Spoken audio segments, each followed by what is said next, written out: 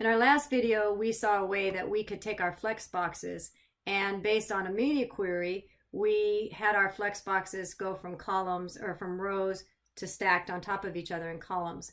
And so what we're going to do in this video is utilize flex properties to enable our flex boxes to kind of turn into columns as the screen gets smaller. So that is our goal in this video. All right, so I appreciate that there's 4 boxes instead of 5. The idea is still going to be the same, even though we have an extra box in the example I just showed you. So let's get started. All right, so pretty basic here. We've got 4 divs, all with the class name of, 4 divs here, all with the class name of fixed size. And they are all children of this container.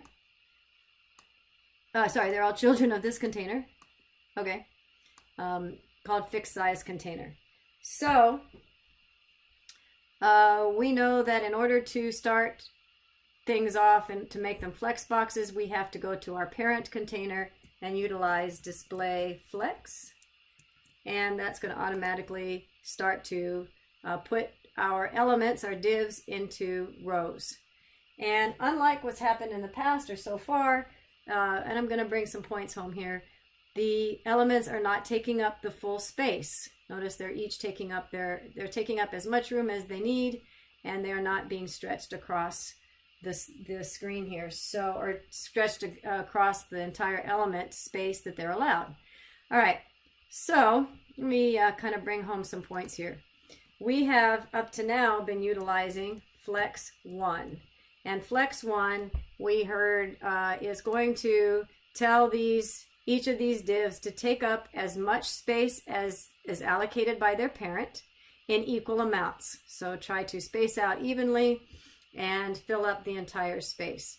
So I want to kind of bring home a little bit more of what we're doing here with this Flex 1. So there's actually a property called Flex Grow, which is what we are really utilizing. Flex is a ability for us to shortcut some properties. And one of those properties is Flex Grow.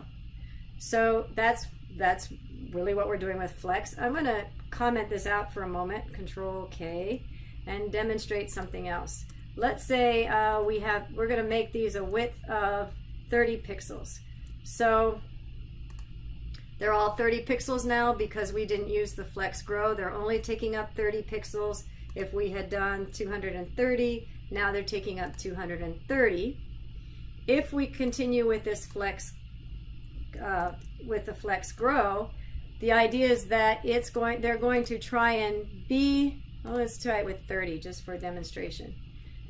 So even though they're only set to be 30 pixels, that's sort of a starting point for the browser. It says these are going to be about a width of 30 pixels, but if you can expand them beyond the 30 pixels to take up the full space of their parent, go ahead and do that. So obviously they're no longer at 30 pixels. And even though this is working and it's technically correct, it's better to use the flex property, which is called flex basis, which is the same thing as width. So it's not really width, it's not a hard-coded width, it's a starting point. It says we're going to base the width of these elements at 30 pixels, and then if you can grow them farther, go ahead and grow them farther. So I'm going to Control K and comment those out and put those into Flex, which is a shortcut for Flex Grow, which I'm going to put as 1, Flex Shrink, which I'm not really addressing in this video, but that's what that second one is, and then the third one is the Flex Basis. So up to now you see me just doing this, and that works. That is really just Flex Grow. If I leave the second value out, which is the shrink, it'll automatically assume, the browser will automatically assume 1, and then I'm going to put in 30 pixels because that is what I did with this Flex Basis. So should be the same thing. So this is just a shortcut for Flex Grow, Flex Shrink, and Flex Basis. All right, so let's put this at 230 pixels. Okay, still looking the same thing because remember, this is just a starting point as far as flex boxes are concerned. And now let's look at how, if I move this browser closer together, they're going to shrink up as much as they can until they can't shrink anymore and still maintain the properties that are given for each of these divs. In other words, the line height, putting that content in there, and the padding and that kind of a thing. So how then can we make these stack on top of each other like the example? Well, we're going to utilize something called flex wrap. I had to think of it lost it for a second. Flex wrap, and if I use the default is no wrap, which is exactly that. Don't wrap these elements, just keep them smushed and smush them as far as you can, and then just do nothing.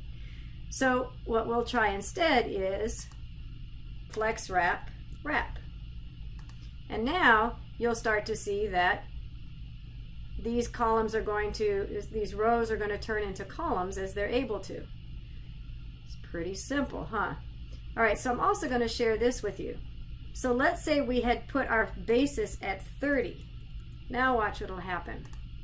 So at 30, notice that they aren't making columns. Well, 30 is my basis point. So as long as the browser can, the viewport can be small enough, as long as the container is small enough to contain these elements at 30 pixels, in other words, as small as I can make this viewport, these widths are still at least 30 pixels. So they're not going to try to stack themselves on top of each other. Because the basis is 30, they're still meeting that 30 obligation, and so they're not stacking on top of each other. So if we made this a little bit larger, let's say we did 130, then as soon as the parent container can no longer contain that value of 130, then it's going to start to stack them. So that's what that flex basis value is trying to do for you. So now we can, utilizing flex wrap and wrap, we can allow our elements to flow a little bit more smoothly depending on our viewport without having to use media queries to do that. And then we got a little bit better taste of exactly how and why we use this flex 1. So in the next video we will, trying to think of what I'm doing next. Yes, in the next video we'll even add on to this idea to kind of rehome and bring home the point.